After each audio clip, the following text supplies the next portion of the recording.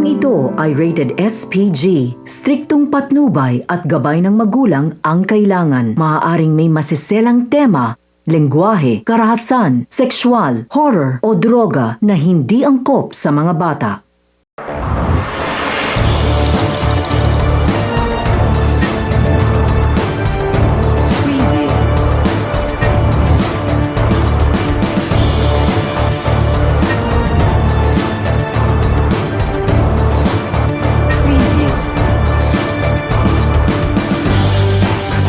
Kilala ito nito, boss.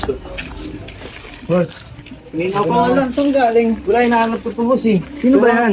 Tutupak yan, boss. Pagkakatiwalaan. Tupak? Oo. Bago yan ah. Pagkakatiwalaan yan. Kuha nga. Ganito gagawin natin. May malaking basurang dumating sa atin. May malaking taong order. Ikaw na lang trumabaho. Alam mo naman yung sistema. Sige, boss. Napag-usapan na namin yung lugar sa Marilao, Bulacan.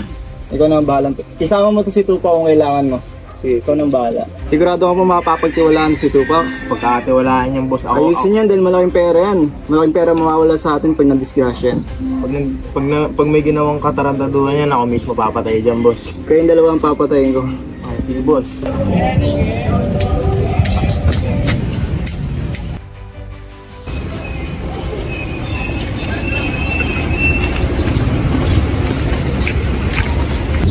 Marco de la Cruz! Hoy! Saan pupunta? Marco de la Cruz! Ikaw ay nakareso sa sana. Illegal drug trafficking. Wala kang ebidensya. Marco de la Cruz, ikaw ay may karapatang manahimik o magsawalang kibo. Ano man ang iyong sabihin ay maaaring gamiting pabor o laban sa iyo sa anumang hukuman. Maaari kang kumuha ng iyong tagapagtanggol na iyong napili. At kung wala kang kakayan, ito ay pagkakaloob sa iyo ng pamahalaan. Wala kang ebidensya ha. Kailangan mo yung abogado ko. Ano ba? Ay, talagang ulit talaga. Paano talaga, boss? Aldo! Patis ka ako niyan, pre! Wala kang kilos mo ba?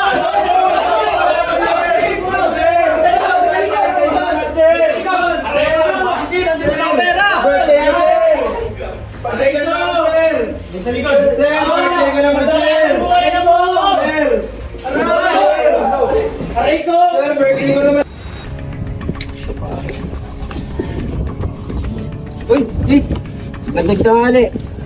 Tatanong lang kami sa'yo. Ano po yung chip? May kilala ka po dito ng Mark de la Cruz. Hindi po yung kilala, chip eh. Na, Hindi ko ang kilala yung chip.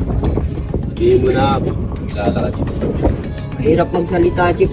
Madamay ako din. Lalo ka matadamay. Kung alam ko lang po kasi, papagsak ko kasi dito siya. Pagsak. Tumatak ba yung oras sa turn? Attorney Munoz, Yes, po sir. maaari kami namin makausap. Sorry. Attorney, ito na nakuha namin ebidensya na mga Patingin. Sapat na itong mga ebidensya na po para mas siya. All rise. For Honorable Judge Arsaga, the Rio Trial Court. Branch 65 is now in the session. In the matter of the people of the Philippines versus Marco de la Cruz. You may now be seated. The case of people of the Philippines versus Marco Cruz. The accused is hereby charged with possession of dangerous drugs and conspiracy to distribute illegal substance under Section 11 in relation to Section 26 of Republic Act 9165. Accused, please stand. Mr. De La Cruz, how do you plead? Guilty or not guilty? Not guilty, Your Honor. Very well, the trial shall proceed. Prosecution, you may now present your first witness. Your Honor, we would like to present our first piece of evidence surveillance footage captured during the raid. In this footage, Marco Cruz can be seen directing a sachet and bowls in the storage and handling of illegal drugs. Next, we represent the recovered items from the crime scene packet of shabu totaling 3.8 grams, cash, and documents linking the accused to the cartel's operations. Our next witness is Agent Reyes from the PNP Drug Enforcement Group, part of the team that conducted the operation. Matagal na po namin sinusubaybayan itong si Marco de la Cruz. Kami po mismo ang naka-witness kung paano niya inuutos sa mga tauhan niya na i-distribute itong mga droga. Your Honor, ito po yung mga nakumpistang sachet ng shabu sa nangyaring raid. Objection, Your Honor. The evidence lacks proper chain of custody. We request that it be excluded from the record. Noted. Objection overruled. The evidence shall be admitted. Agent Reyes, tama ba na ang basis lang ninyo ay para i-rate ang property ng kliyente ko sa isang intel? Isa po siya sa mga sources at may kasama rin surveillance at intelligence. Itong intel ba na ito ay kilala niyo personally or reliable? Yes, he has provided accurate intel before Your Honor. So sinasabi mo dapat natin paniwalaan ang hindi naman natin kilala at may possibility rin siyang magsinungaling. Counsel, proceed with your question at commentary. After thorough review of the evidence and testimonies presented, this court finds the accused Marco de la Cruz guilty of possession of dangerous drugs and conspiracy to distribute illegal substances.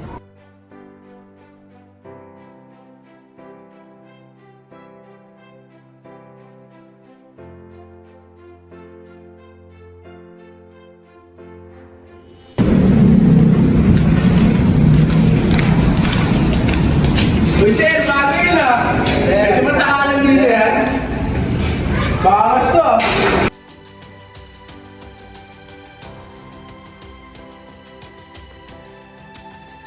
Ikaw kasi masyadong magtitiwala basta-basta mo.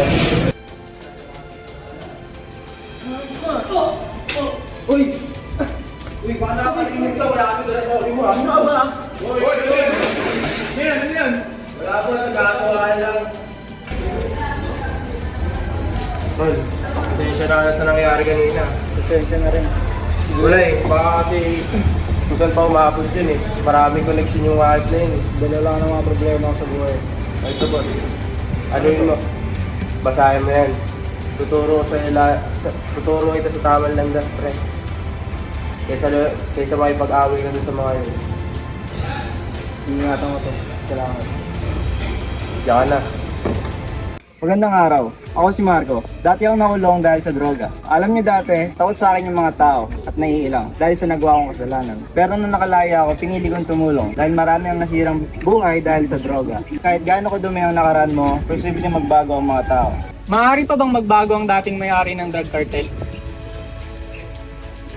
Ano po yung mga paraan na ginawa niya para mabago?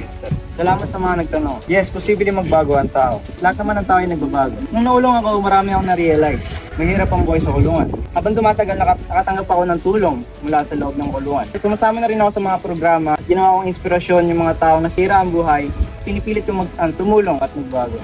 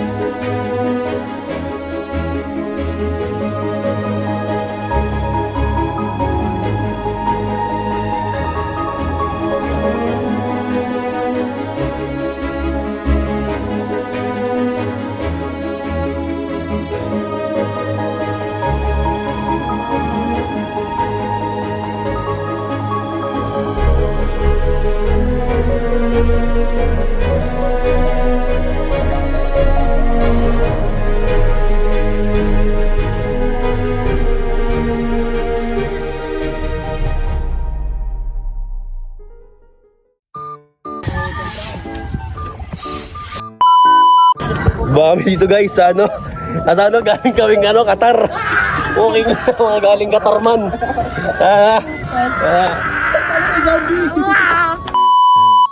Nagumagsa kasi na malaking basura sa atin. Ikaw na lang tumabot. Ikaw na lang tumarabaan. Masyado ka kasi tiwala eh.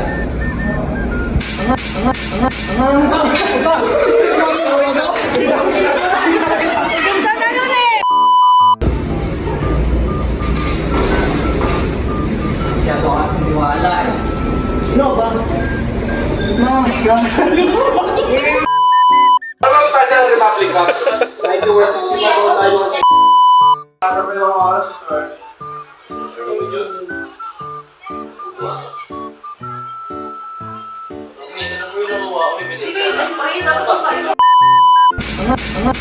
May